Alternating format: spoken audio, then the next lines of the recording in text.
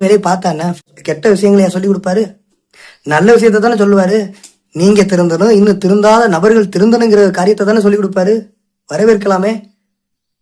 கடவுள் வாழ்த்து அப்படிங்கிறது மாதிரி கடவுளை பற்றி ஒரு முன் உதாரணங்களை சொல்லி தொடங்கலாமே, தப்பு இல்லையே. உனக்கு ஏன் வயிறு எரியுது?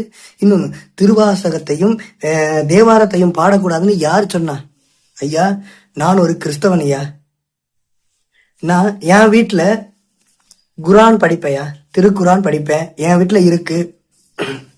அதே மாதிரி எல்லா இஸ்லாமியர்கள் வீட்லையும் இருக்கும். பைபிள் அப்படிதான் எல்லா கிறிஸ்தவர்கள் வீட்லையும் இருக்கும்.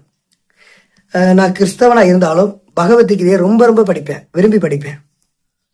சரி, என்னை யாரும் அப்படி தடுத்ததே இல்லையே. கிறிஸ்தவன் நீ பகவத்கீதை படிக்கக்கூடாது அப்படின்னு. இதுக்கு இன்னொரு கேள்வி கேட்குறேன். நீ இந்துன்னு தெரியல, உன் வீட்டில் பகவத்கீதை இருக்கா?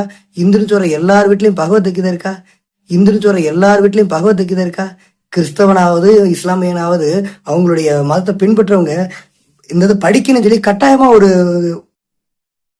வகுத்து வச்சிருக்காங்க. உங்க வீட்டுல எல்லார் வீட்லயும் இது இருக்கணும் அப்படின்னு சொல்லிட்டு. ஆனா உங்க வீட்டுல இந்த தகவலை சொன்னதான ஆட்களே உங்க வீட்டுல இருக்கா? நீ ஃபர்ஸ்ட் பகவத்கீதை படிப்பியா முத?